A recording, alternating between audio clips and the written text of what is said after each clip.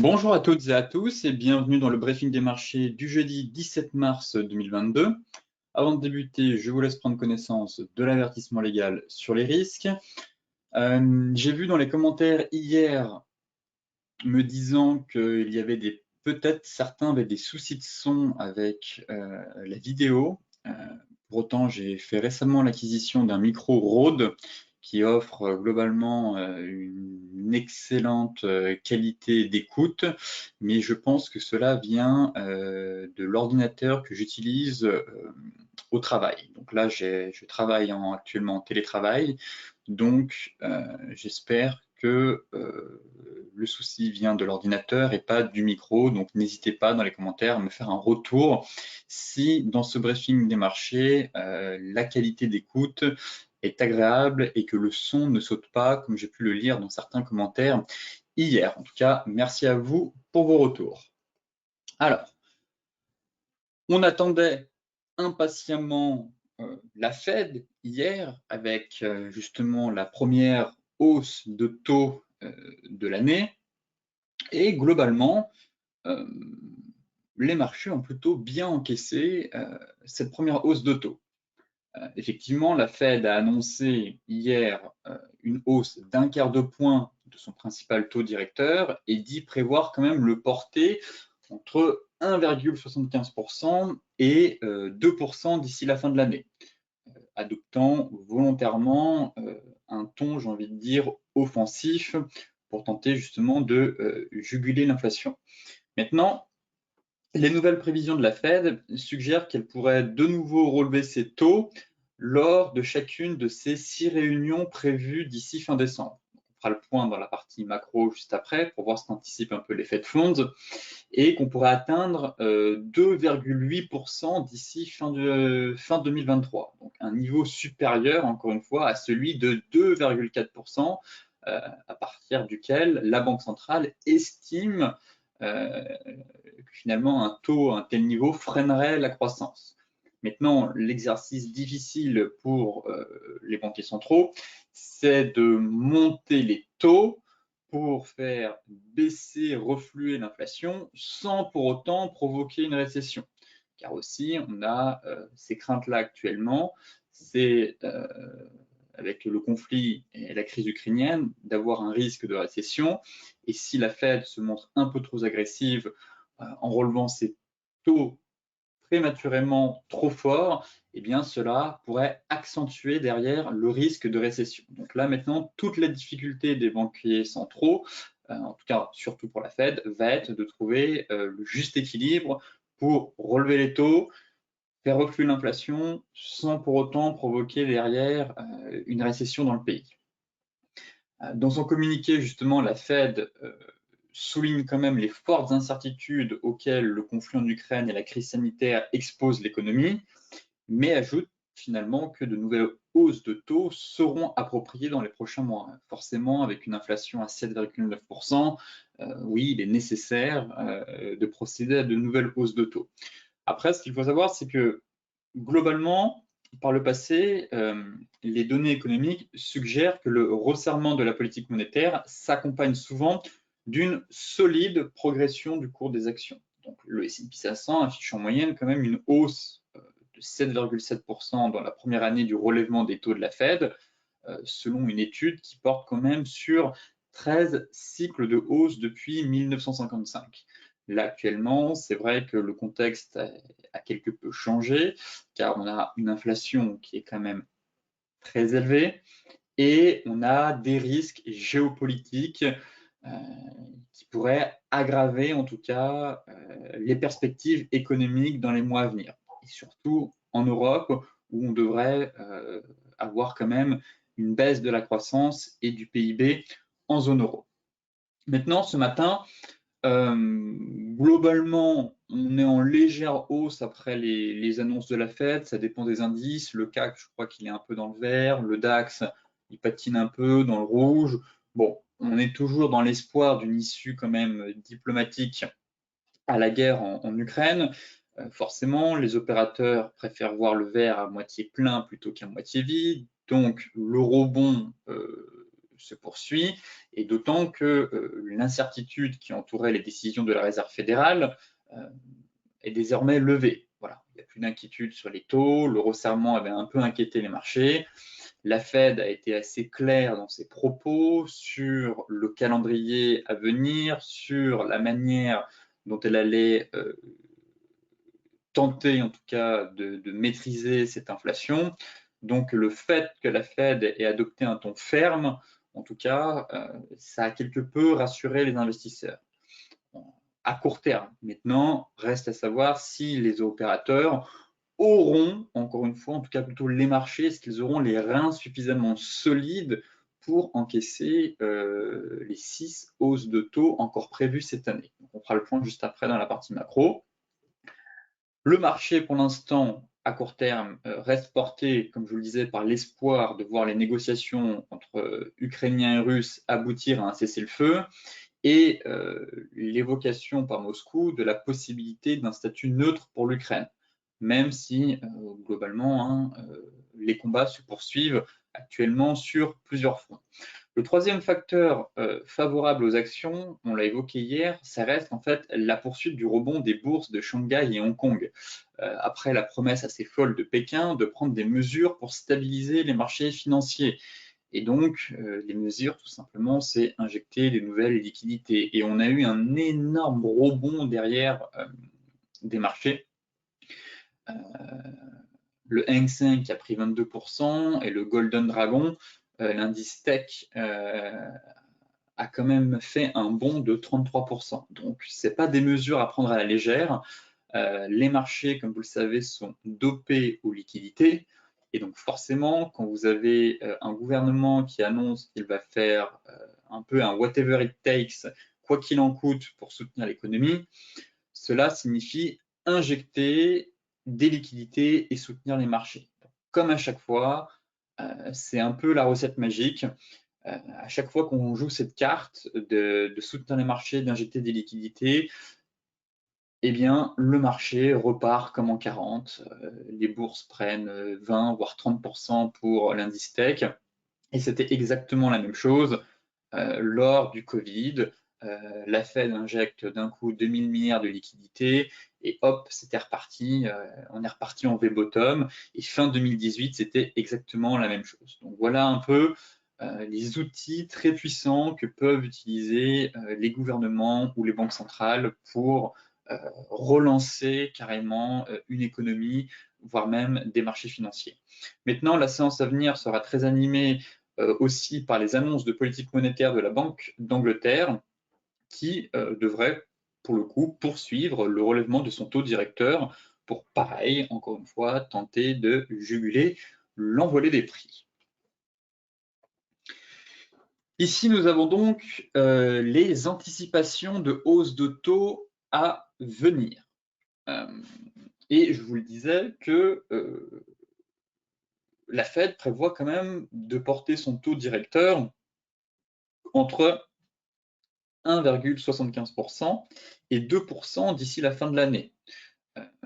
Donc malgré les craintes qu'on a autour de l'Ukraine, avec les incertitudes autour d'une potentielle récession à venir, la Fed reste ferme sur son calendrier de resserrement monétaire, puisque autant il y a de ça quelques semaines, les marchés étaient moins agressifs, j'avais envie de dire, sur les anticipations de hausse de taux, autant là, après la réunion de la Fed, on constate très clairement que les marchés prévoient encore 1, 2, 3, 4, 5, 6 hausses de taux d'ici la fin de l'année. Donc c'est quand même conséquent et on pourrait de nouveau avoir une prochaine hausse de taux en avril et en mai.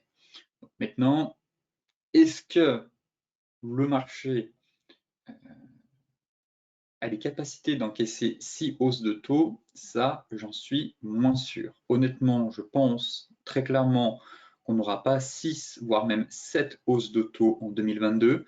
Le marché ne tiendra pas et il perdra pied. Derrière, la Fed devra faire volte-face et injecter des liquidités. En revanche, scénario envisageable, c'est se laisser du temps, jouer la montre et procéder doucement mais sûrement à des hausses de taux et voir l'impact que cela a sur l'économie et sur l'inflation. Si finalement on procède à une hausse de taux au mois d'avril, une autre au mois de mai, derrière l'inflation retombe, la Fed ne va pas continuer à mettre des tours de vis agressifs, j'ai envie de dire, par simple plaisir, très clairement. Auquel cas, elle prendra le risque derrière de déclencher, de provoquer en tout cas une récession et une puissante correction de marché. Donc, à mon avis, ça, c'est l'hypothèse qu'envisage la Fed, mais à mon avis, très clairement, dans sa tête, Jérôme Powell veut plutôt se laisser du temps et ne pas créer de panique sur les marchés. Donc, procéder au compte-gouttes et espérer, à mon avis, que l'inflation retombe pour éviter, en tout cas, d'être trop agressif derrière en relevant les taux.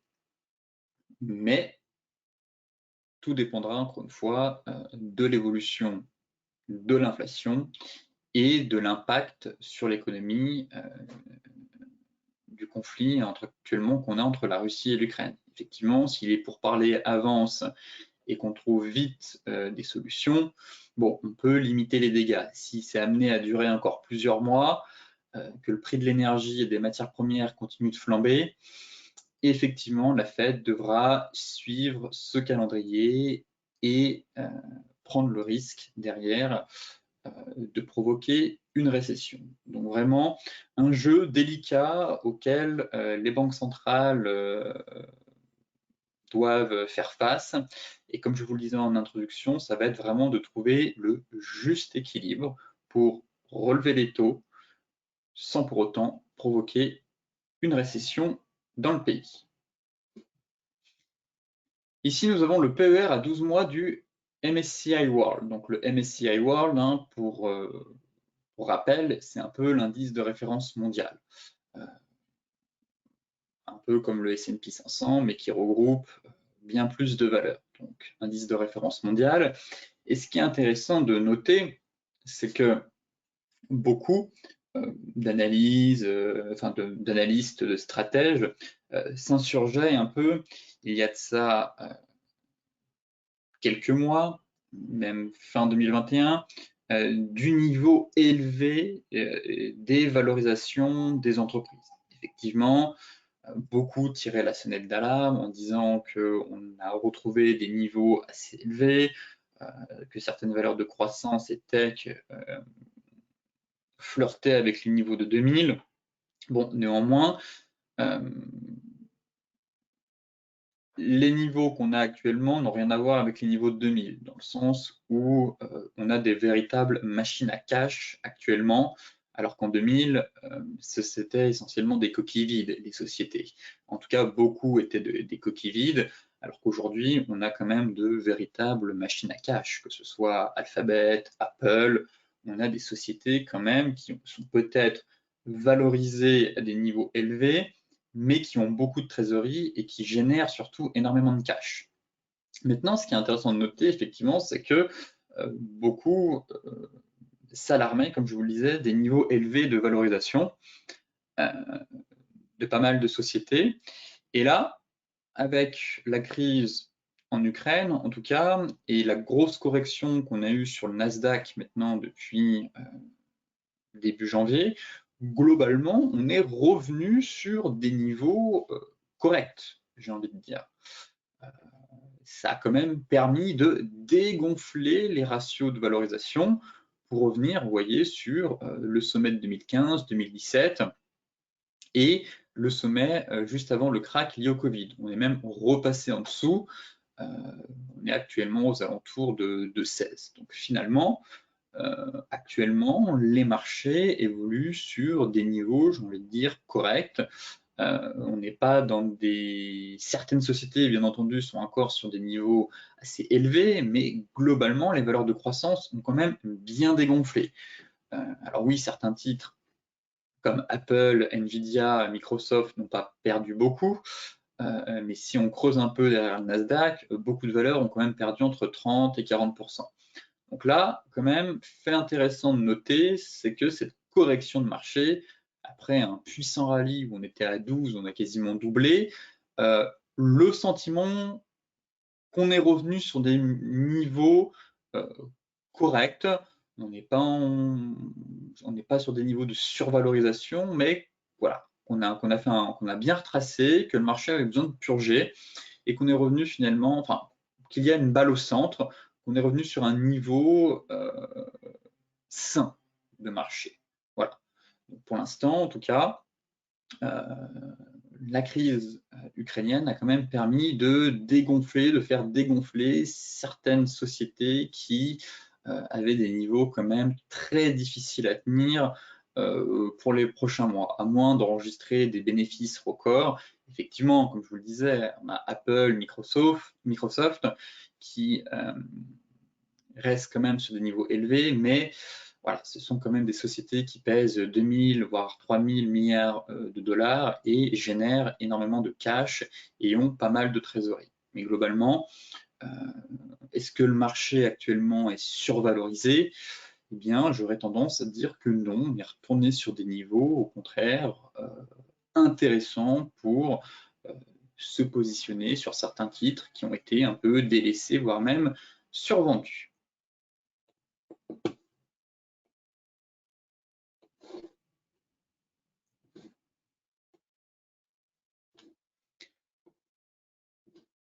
Direction les indices maintenant avec le CAC 40 qui évolue un petit peu dans le rouge. On est venu taper notre deuxième zone. Bon, honnêtement, j'ai un peu du mal avec les achats sur un tel niveau. On a quand même un marché qui nous a fait un bond de plus de 12%. Et là, pour moi, on a un énorme trou d'air qui va être comblé tôt ou tard. Voilà, ce gap-là sera comblé. Maintenant, c'est une question de temps. Le fait qu'on soit sur notre plaque Kijun ici, vous voyez qu'on a une énorme zone. On est revenu tester notre moyenne mobile 50 qu'on avait cassé et notre Kijun. Bon, pour moi, c'est vraiment la zone que les vendeurs cherchent absolument à défendre pour retomber un peu et permettre au marché de se replier pour finalement venir combler le gap. C'est un niveau intéressant selon moi pour chercher des ventes.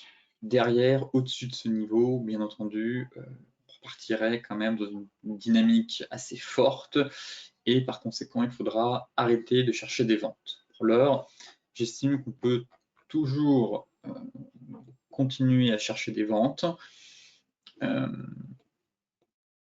En données 4 heures, malheureusement, j'ai le support qui ne veut pas lâcher aux alentours des 6570. Et en données horaires, on a un marché quand même qui résiste plutôt bien. Bon, l'idéal serait quand même d'avoir une clôture sous ce niveau ou de se rapprocher vraiment de cette zone. Et là, pour moi, vraiment, on est dans une zone où j'ai du mal à être acheteur. Voilà. Ici, au contraire, j'ai plutôt le sentiment que le marché va commencer à manquer de carburant, qu'il a été porté par beaucoup d'espoir quand même, mais qu'on est peut-être monté un peu haut, un peu fort. Je ne dis pas un retournement de marché, mais au moins souffler un peu. Voilà. Venir combler ce gap pour repartir un peu plus sereinement derrière. Effectivement, là, avec la MM50 qui remonte, notre plaque jaune, je trouve qu'on a un trou d'air ici à venir combler. Et donc, effectivement, j'ai du mal à être acheteur sur de tels niveaux. Plutôt envie de chercher des ventes avec un stop loss juste au-dessus de notre MM50. Venir chercher ce comblement de gap, pas plus. et derrière payer de nouveau pour espérer un redémarrage dans une tendance un peu plus saine. Voilà. Si on peut venir chercher, vous voyez, on a ce canal haussier qui est en train de se former.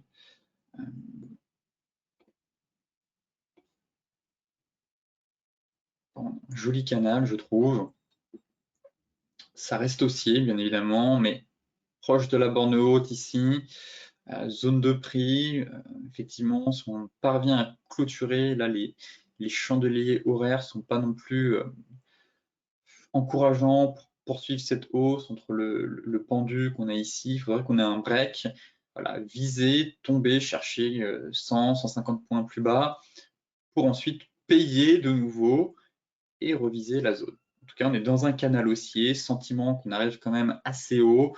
Plaquette jaune weekly, MM50 hebdo au-dessus de la tête, fort rebond, porté uniquement sur des espoirs.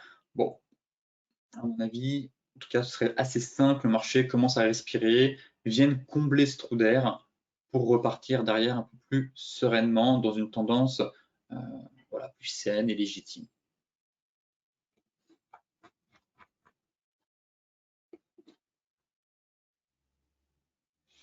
Bon, en données 4 heures, à part le doji ici, mais on sent que ça commence à patiner. On a vraiment un très très gros niveau ici. Je pars du principe qu'effectivement, au-dessus des 6675 en clôture, ouais, les acheteurs montreraient vraiment de la force. Mais là, on est sur une zone où les vendeurs peuvent enfin tenter quelque chose. Pas un retournement de marché, mais au moins un repli pour retomber sur les 6415. Le DAX, c'est la même chose. Si on prend voilà, pile poil sur notre plaquette jaune, on est maintenu en échec sous le plaquette jaune, les 23,6. On a fait un peu un excès sur mèche avec la fausse news. Hier, effectivement, en données 15 minutes, on a eu un excès sur mèche avec une fausse news qui est tombée, mais on n'est pas allé bien plus haut non plus. Je vais juste voir. Bon, sur un mois, on revient, on est sur notre Tenkan. On est revenu taper notre Tenkan en données mensuelles ici. En hebdo, le plaquette jaune. En daily, on est dans la zone pour moi. On a vraiment une zone ici, une très belle zone. Et on est en échec. On a tenté de gaper ce matin, c'est repris. Et maintenant, ce qu'on peut surveiller pour le coup, c'est la bougie du jour. Voilà, si là, on a fait un beau gap haussier, on pourrait potentiellement clôturer, vous voyez, sur un dark cloud cover, voire un avalement si on va un peu plus bas. Et là, très clairement, si l'avalement est confirmé, pas hésiter. Stop loss sous les plus hauts, au-dessus des plus hauts et viser un TP1 le comblement du gap et TP2 15 500, peut-être un peu plus bas. Mais là, pareil, on a un marché haut perché en lévitation avec ce trou d'air, il va être comblé ce niveau. Pas faire un V-bottom, partir comme en 40. Le marché a besoin de souffler. Donc, je m'attends très clairement à ce que ce gap soit comblé. C'est juste une question de temps. Le sentiment que le marché est quand même en train de caler sur ce niveau et qu'on a un pattern intéressant en données daily. Et qu'une clôture un peu plus bas pourrait signaler un chandelier de retournement derrière. Là, en données 4 heures, bon, on a un petit pendu aussi, comme sur le CAC, qui s'est formé en données 4 heures. Maintenant, est-ce que j'ai un peu plus d'informations en données daily, en données horaires?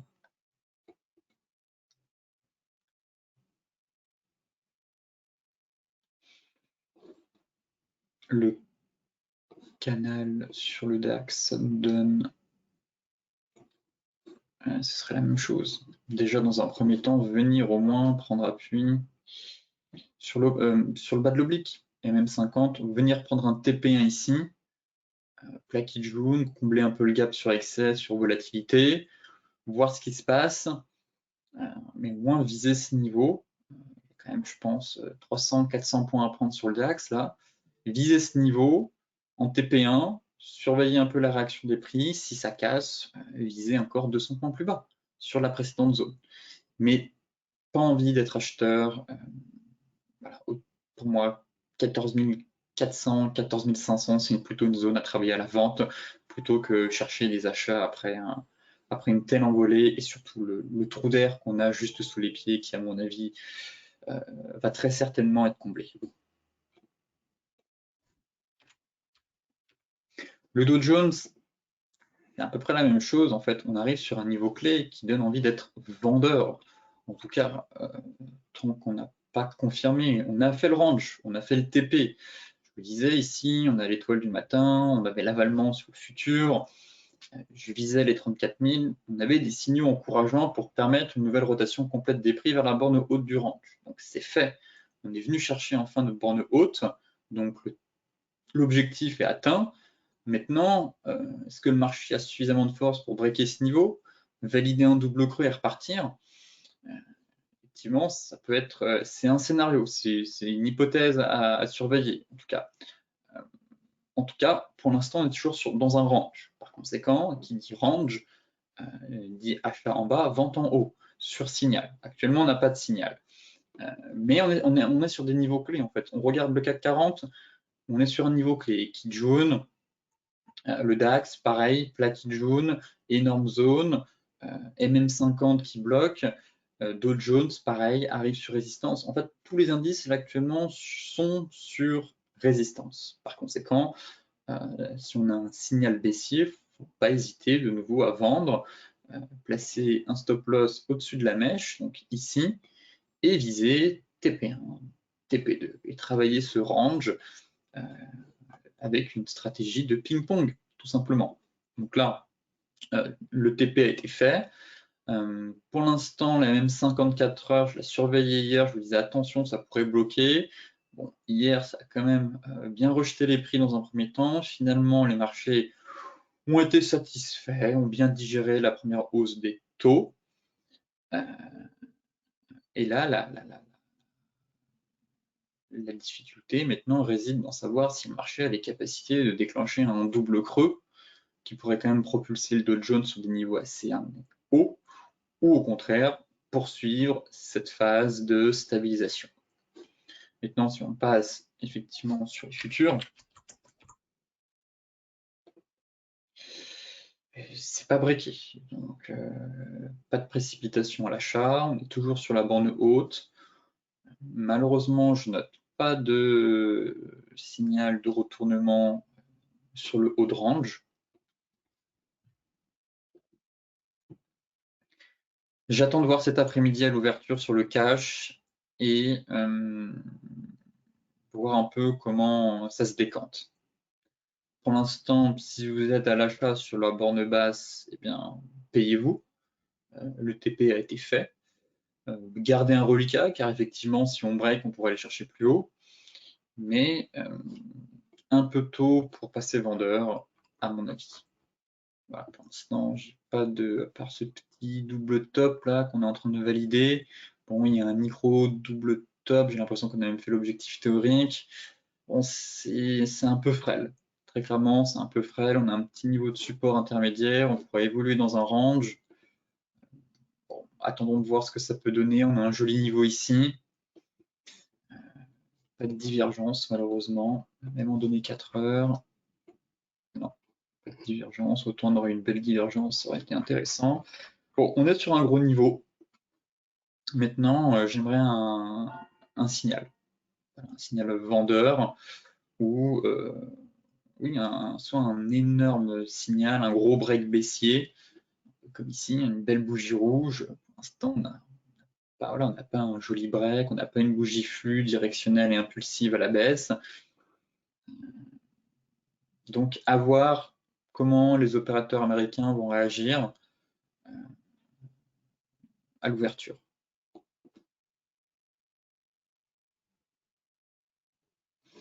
Et pour le coup, si on parvient à breaker les 34 000, il faudra chercher que des achats. Très clairement, on aurait un magnifique double creux, avec un objectif de quasiment 2000 points.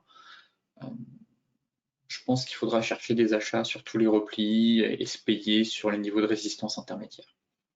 Mais pour l'heure, je reste dans l'optique d'une phase de trading range tant que je n'ai pas une bougie qui me pulvérise la ligne de coup de cette figure. L'euro-dollar, comme attendu, l'euro a grimpé, pas étonnant. Comme je vous le disais hier, je ne serais pas surpris de voir l'euro grimper malgré la première hausse de taux. C'est exactement ce qu'on a fait, l'euro a grimpé. 1,1075 sous surveillance maintenant sur cette paire. Voilà, là ça se décante un peu. On retourne sur un niveau clé. Donc là, les deux niveaux qui m'intéressent, c'est 1,1075 et le plaqué de jaune vers les 1,1150. 1,1150, 1,1142, pour moi, c'est les deux niveaux qui m'intéressent pour vendre l'euro.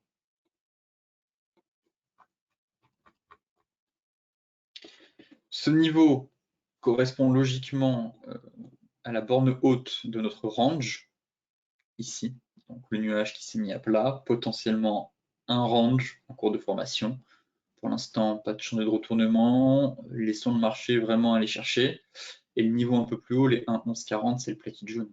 Donc forcément, pareil, si les prix cassent, on devrait très certainement rallier notre plaqué jaune. Et donc chercher derrière une vente sur le plaqué jaune. La tendance reste baissière sur l'euro-dollar. Ça reste baissier. Potentiellement vendre les gros rebonds.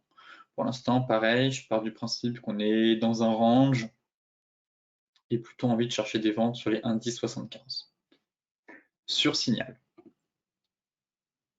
Là, on donnait 4 heures, on est sur des doji. Laissons le marché monter un peu. Voilà, il faudrait qu'on remonte un peu, qu'on ait une belle bougie flux. Là, pour l'instant, aucune raison d'être vendeur. Et évitons d'être acheteur sous résistance aussi. En données horaires, bon, ça grimpe doucement, mais sûrement. Mais pareil, je note pas de chandelier baissier, de divergence. On est encore au milieu de nulle part. 1,1050, c'est pas un niveau pertinent. Il y a de la vol, donc on peut facilement monter à 1,1090, 1,1075. Voilà. Le niveau à surveiller, dans un premier temps, 1,1075. Si ça break, on laisse faire le marché et on laisse monter jusqu'à notre plaqué jaune. Et là, on surveillera soit le plaqué jaune, soit ce niveau, si pareil, on a une belle bougie flux baissière pour vendre et viser un retour sur 1,10 dans un premier temps. Et plus compliqué derrière d'aller chercher les 1,09. Voilà. Le GBP USD qui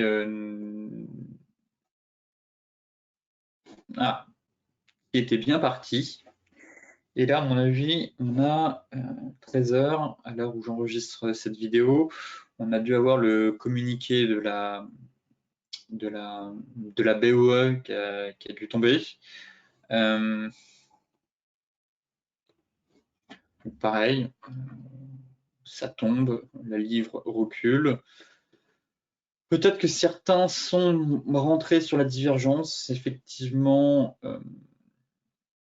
à suivre. La divergence, en tout cas, a été validée. Hier, on a validé la divergence. Belle bougie flux. Maintenant, il y a la BOE. Encore une fois, toujours délicat de se positionner sur le Forex avant les banques centrales.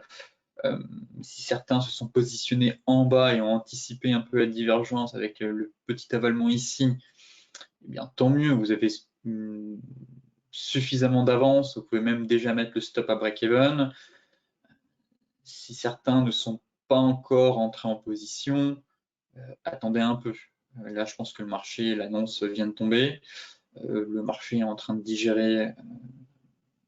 Je ne sais même pas, moi, là, actuellement, quelles sont les décisions de la BOE, si elle a vraiment augmenté ses taux ou pas, au moment où j'enregistre. Mais attendez un peu que le marché digère. Ce serait dommage de payer là tout de suite et que ça retombe complètement. Autant celles et ceux qui sont ici, stop ABE, ils ont une marge suffisante. Et après, l'idéal, c'est d'aller chercher TP1, TP2. Maintenant, en données 4 heures, la bougie n'est pas très plaisante, effectivement.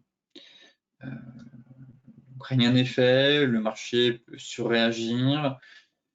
Si derrière on clôture quand même au-dessus des 1,3150, ça peut être une bonne chose. Voilà, là, ça retombe.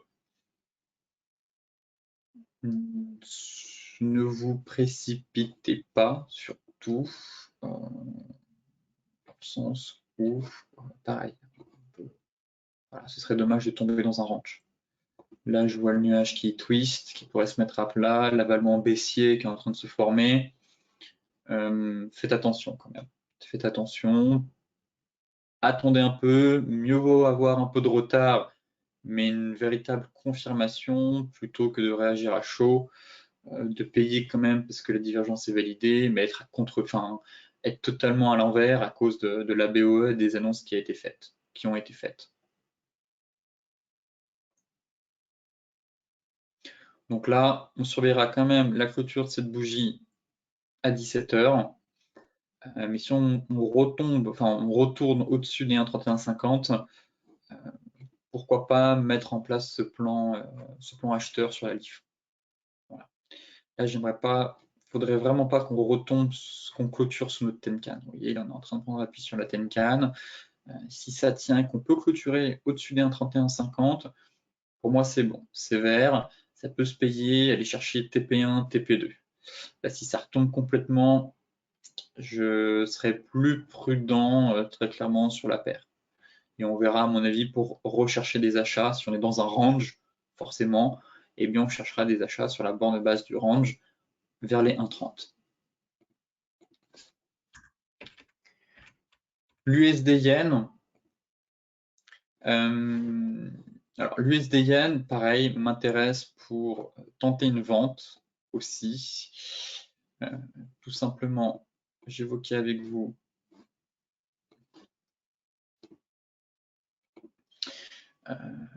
l'excès haussier qu'on est en train de faire au-dessus de l'oblique. Pareil, j'ai plutôt le sentiment, en tout cas on a un biseau, donc est-ce qu'on est véritablement en train de sortir par le haut de ce biseau? Bon. Données hebdomadaires, tac, tac, tac, sorti par le haut.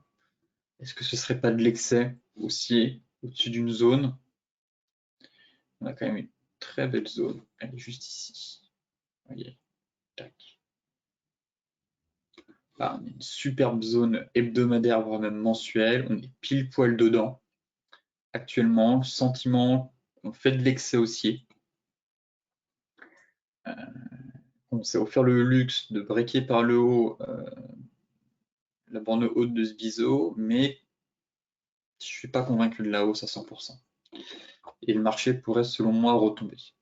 On est quand même assez éloigné de la Tenkan. J'attends tout de même des signaux, mais je note des éléments intéressants. Déjà, on est quand même très éloigné de la Tenkan, ce qui montre le puissant rallye haussier qu'on a eu et le fait qu'on est quand même un peu dans une situation de surachat. Généralement, la Tenkan suit les prix dans une tendance haussière. Et lorsqu'on est un peu trop éloigné de la Tenkan, hop, on a un peu cet effet élastique et les prix reviennent vers notre Tenkan. Maintenant, c'est surtout en données 4 heures où ça va se passer. On a une divergence. Alors, on a une très belle divergence ici. Pour la valider, c'est simple, il faut une clôture de bougie 4 heures sous ce niveau. Certains pourraient me dire, oui, la divergence est validée, mais je ne vendrai pas ici. Tout simplement car on a un petit niveau de support intermédiaire, vous voyez, qu'on a travaillé, tac, tac, tac, on l'a breaké, on est sur une zone, mais il serait préférable qu'on break à la baisse ce niveau intermédiaire en données 4 heures, pour ensuite placer un stop loss au-dessus et viser un retour sur la MM50 pour ensuite chercher de nouveau des achats. Effectivement, si on prend la dernière vague de hausse, c'est les 50%. La dynamique est vraiment très forte sur cette paire. Je viserai pas autant, mais suivez la MM50 pour au moins chercher un retour sur ce niveau-là. Voilà. La condition, par contre, n'est pas de vendre à l'aveugle une divergence, mais c'est d'avoir une clôture sous ce niveau, au moins donné 4 heures, sous les 118,40. Et là, placer un stop loss. Ça fait un stop assez large, je le reconnais, mais la dynamique est tellement forte que mieux vaut confirmer des signaux sur plusieurs conditions. 1, validation de la divergence. 2, sur quel support. Car voir une divergence, c'est bien, mais si on est sur un support et que ça tient, la payer, ça va dysfonctionner et le marché va repartir à la hausse. Donc voilà, on a une très belle zone, on est dedans, on la travaille. Maintenant, pour vendre, autant j'aurais anticipé la vente si on avait eu, comme ici, un avalement baissier. Voilà. Là, on aurait eu l'avalement sur la divergence, j'aurais dit c'est bon, on a l'avalement baissier, la divergence est validée, on peut y aller. Là, on a juste la divergence, on n'a pas de chantier de retournement et on est au-dessus d'un petit support intermédiaire. Par conséquent, en l'absence d'un chantier de retournement, il faut au moins attendre la cassure du support pour vendre. Voilà le plan sur cette paire. Le gold. Le gold, c'est superbe. On avait mis en place un plan acheteur hier et je vous disais, il y a de la volatilité et le niveau clé à surveiller, tout dépend encore une fois de votre gestion du risque. Soit vous êtes rentré sur la divergence horaire ici et vous avez placé un stop loss sous cette zone qui était un peu court, soit j'évoquais avec vous la possibilité de mettre un stop loss sous notre Kijun hebdomadaire.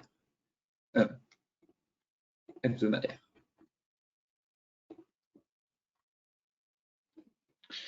Donc, vous voyez qu'on est venu chercher notre package. Donc, celles et ceux qui sont abonnés à la newsletter, elle devrait partir logiquement vendredi. Et j'ai rédigé un petit paragraphe complet sur les métaux précieux et les perspectives à venir. Donc, encore une fois, si vous êtes intéressé pour recevoir mes analyses plus détaillées, plus abouties, je dirais, en jonglant avec le macro et la technique, eh bien, je vous invite à vous abonner à cette newsletter gratuite. Et comme d'habitude, le lien est dans la description de la vidéo. Donc là, actuellement, je faisais une grosse analyse sur le métal jaune avec, selon moi, un nouveau cycle haussier, un nouveau démarrage à venir. Donc là, pour le coup, on est plus sur le côté trading dans le briefing des marchés, mais à plus long terme, je verrais bien un nouveau cycle haussier en place sur les métaux précieux. Donc là, pareil, vous voyez qu'on est venu, paf, hier avec la Fed, taper notre plaquette jaune, derrière on est remonté. Donc gros niveau, grosse réaction, il y a de la vol. Donc forcément avec la vol, je vous disais aussi, placez votre stop sous la Tenkan, sous la Kijun. Faut maîtriser son exposition, gérer son exposition pour faire justement face à la volatilité, surtout lorsqu'on a des annonces de banque centrale. Donc là, pour moi, le plan en fait est toujours en place. Celles et ceux qui ont payé ici, c'est une très bonne chose à faire. Le métal jaune est en train de remonter. Pareil, en données 4 heures, pardon. Je me disais bien qu'il me manquait un élément sur mon graphique. Vous voyez, on est venu prendre appui sur les mêmes 200. Donc vraiment un point d'entrée parfait et un stop loss à placer assez large sous la MM50, 200 et sous la Kijun. Derrière, on a quand même eu l'avalement 4 heures qui a été confirmé. Donc, mèche basse, c'est typiquement un cas d'école. On vient de sortir les stops un peu trop proches, d'où l'importance en période de forte volatilité d'élargir ces stops, de les placer vraiment un peu plus loin, sous des niveaux clés. Et là, la Kijun et la MM200 ont parfaitement fonctionné. Derrière, avalement 4 heures, certains noteront elle est vraiment toute petite, mais c'est un bon point. Petite divergence ici. Voilà, derrière, et paf, avalement 4 heures, divergence. Donc celles et ceux qui sont rentrés par ici, peut déjà remonter son stop et viser les 1960. Voilà, là on bute, Kijun 4 heures, Kijun daily.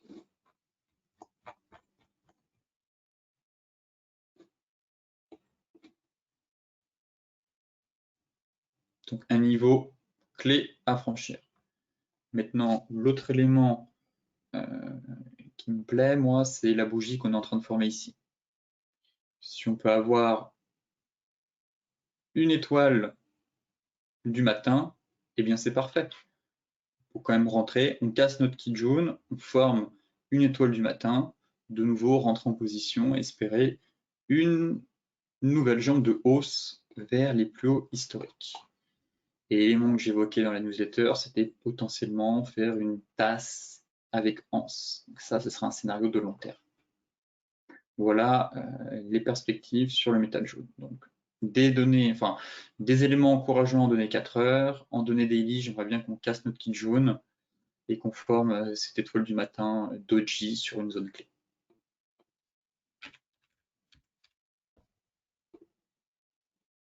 Le Brent, ça repart pleine balle. Pareil, belle configuration haussière, étoile du matin sur zone, la zone des 100 que j'évoquais avec vous en vous disant on est quand même sur une énorme zone. Ça peut être tentant de payer sur un tel niveau. Et effectivement, là, le marché réagit plutôt bien. Le marché pétrolier prend 6%, chandelier de retournement, MM50 en soutien, double creux 4 heures en cours de validation, vous voyez, donc phase baissière, stabilisation, ça redémarre. Bon, pourquoi pas chercher des achats, stop loss large, les agressifs le mettront ici, les plus prudents sous la zone, et repartir en direction des 112. Mais voilà le plan que j'évoquais avec vous hier, les sorties du range par le haut. Et là, très clairement, on a même validé. Je vais enlever le chimou parce qu'on ne voit rien. Voilà. Le double creux qu'on est en train de valider en données horaires, en tout cas qui a été validé ici. Donc, à voir avec l'ouverture américaine à 14h30. Mais là, phase baissière, consolidation sur la zone hebdomadaire clé, 100 $, reprise haussière, validation d'un double creux. On peut tenter, je pense, un achat sur le pétrole pour viser un peu plus haut. Déjà, retourner sur les 108, 110, et pourquoi pas aller chercher les 112 derrière une nouvelle fois. En tout cas, ça reste haussier, les acheteurs gardent la main. On avait notre oblique ici qui a plutôt bien fonctionné. Et donc là, j'attends de voir la clôture 4 heures, au moins daily. Et derrière, espérer que le marché pétrolier reprenne de la hauteur pour venir chercher notre MM50. Je pense qu'elle devrait baisser. Si on valide ce double creux, objectif d'aller chercher la MM50. Le light, c'est la même chose. Bon, j'aurais aimé qu'on vienne combler ce gap. Effectivement, ça aurait été vraiment splendide que le marché fasse son double creux ici. Là, on pouvait, à mon avis, payer les yeux fermés. Malheureusement, ce n'est pas le cas, mais la configuration est identique. Double creux, phase de stabilisation. L'idéal serait d'aller chercher la MM50. Belle bougie. Pareil, gap baissier, doji, MM50 en soutien. Étoile du matin, formation d'une étoile du matin, avec un double creux horaire 4 heures. Séance flux. Pas envie d'être vendeur là-dessus, très clairement. Au contraire, je pense qu'en trading, on peut tenter ce double creux, placer son stop loss juste en dessous de la MM50 et viser la MM50 4 heures, tout simplement. Pas plus, pas moins. Voilà. Là, on devrait avoir une réaction du marché, elle devrait baisser, revenir sur la zone un peu plus bas par ici. Et à mon avis, jouer un puissant rebond. C'est tout à fait envisageable sur le pétrole. Voilà en tout cas mon sentiment actuellement quand je vois la configuration horaire, 4 heures et surtout daily avec le chandelier de retournement qu'on est quand même en train de former assez puissant. Les cryptos qui ont un petit peu réagi quand même après les annonces de la Fed.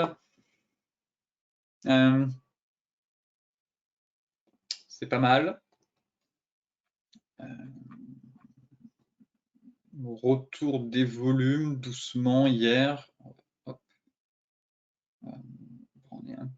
Effectivement, on est un petit redémarrage des volumes, ça c'est un bon point. Breaker les 41 000 aussi, c'est un bon point. Maintenant, faut transformer l'essai en fait, tout simplement. Et espérer de nouveau une accélération en direction des 45 000. Voilà. Le plan reste le même. On est peut-être dans un range ici 4 heures. Pas envie d'être acheteur non plus sur le BTC, mais je préfère, comme je vous disais, avoir un peu de retard. Rater une partie du mouvement, mais au moins avoir une confirmation. Je sais que si on break les 45 000, après avoir testé une fois, deux fois, trois fois, quatre fois, cinq fois, si la sixième fois ça casse, à mon avis, on aura vraiment un flux directionnel assez important sur le BTC. Là, on est pile poil dans la zone des 41 000, ça travaille encore. Bon, c'est encourageant. En tout cas, en données daily, j'aime bien le break qu'on a eu des 41 000 avec la MM50. Payer ici pour viser les 45 000, c'est un peu osé, je trouve. Si certains veulent le faire, pourquoi pas, mais à titre personnel, je n'enverrai pas de trade là-dessus. Je suis pas assez confiant pour affirmer avec certitude que le marché va nous faire sa rotation complète. Voilà. Le fait peut-être que tous les indices soient sous résistance et que pareil pour le BTC. Et peut-être que comme j'ai un biais baissier, si les indices retombent, le Bitcoin risque de retomber lui aussi. Alors, on a quand même une petite corrélation avec les marchés traditionnels. Peut-être que je me trompe. Le BTC a quand même bien résisté, mais effectivement, je pense que si les indices doivent encore lâcher 3% pour venir combler les trous d'air, faire une nouvelle rotation complète des prix vers la base du range, sur le Dow Jones ou même le Nasdaq retomber un peu, les crypto-monnaies vont en pâtir très clairement.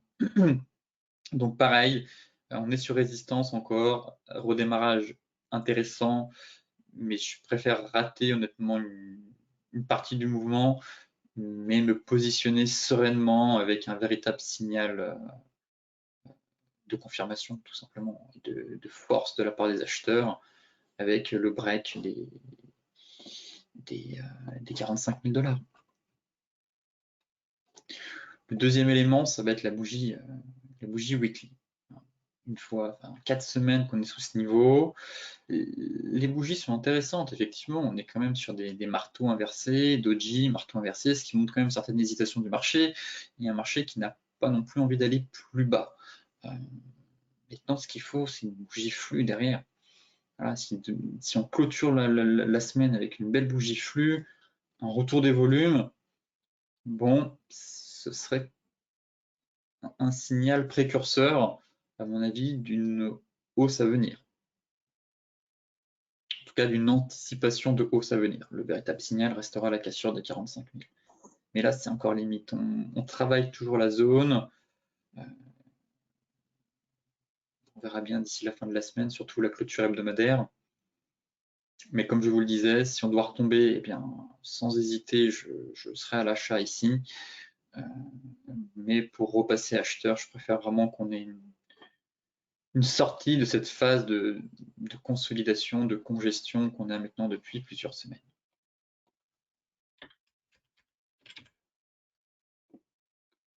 Ethereum, c'est pareil.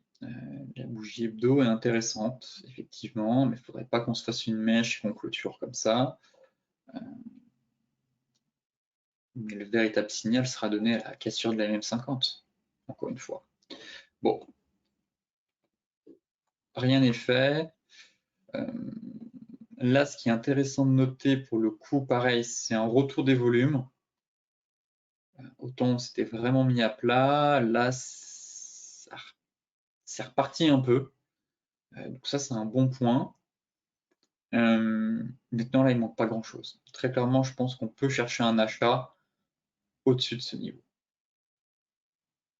Voilà, si vraiment c'est un triangle, je ne trouve pas superbe ce triangle, très honnêtement.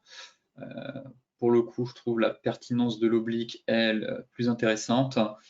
Mais là, si on break les 2875, je pense que tenter un achat avec un stop loss ici, et les plus prudents mettront un stop loss par ici. Et viser 3250. Voilà. Donc là, autant l'Ethereum, la configuration me plaît. Il manque juste pas grand chose. Voilà, pareil, pas de précipitation, on peut de nouveau échouer sur la zone, retomber plus bas. Donc là, on cherchera des achats. Ici, si on arrive enfin à casser notre zone intermédiaire et à break l'oblique, eh bien sur le pullback, payer les 2875 pour viser un redémarrage dans un premier temps à 3250.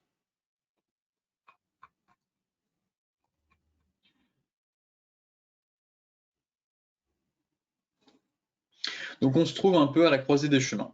Voilà. Un peu une hausse hein, sous forme de double creux ici. Sentiment plus qu'on avait un range, qu'on sort par le haut. Mais pareil, ce serait dommage de payer ici, d'être acheteur là, sous résistance, sous oblique, et que le marché retombe et qu'on se fasse stopper bêtement. Donc comme pour le BTC, c'est pas grave. Je préfère avoir un cran de retard, mais une confirmation de hausse à venir.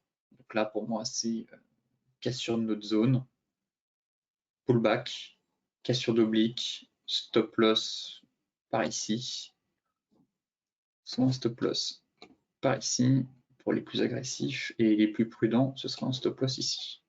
À vous de voir.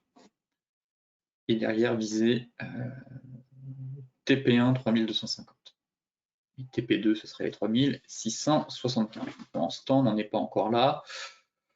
On espère juste une sortie par le haut d'un triangle qui n'est quand même pas... C'est pas le plus beau des triangles, très clairement. Mais bon, c'est une phase de consolidation, de congestion, de stabilisation. On a la même sur le Dow Jones, on a la même sur pas mal de cryptos. Donc forcément, on a l'impression qu'une petite étincelle, un petit catalyseur pourrait relancer, en tout cas pourrait permettre à pas mal de cryptos de reprendre de la hauteur. Elles ont toutes cette même configuration, range, triangle, phase de stabilisation. Et je sais pas, il manque quelque chose, un élément déclencheur pouvant permettre voilà, de s'extraire de ces zones de congestion pour voilà, reprendre un peu des couleurs et aller chercher des niveaux clés, mais surtout ouvrir la voie enfin à une reprise haussière après plusieurs mois de baisse, en tout cas depuis le mois de novembre. On reste toujours dans une tendance baissière daily. Et pour invalider cette tendance, il faudrait au moins qu'on break les 3250. En tout cas, on pourrait déjà viser une accélération haussière sur ces niveaux si on parvient à s'extraire des 2875. Sur ce, je vous souhaite une excellente journée, de très bons trades, soyez prudents sur les marchés. Celles et ceux qui sont intéressés, n'oubliez pas de vous abonner à la newsletter, elle devrait partir demain normalement. Sinon, je vous dis à vendredi pour un nouveau point complet sur la planète finance.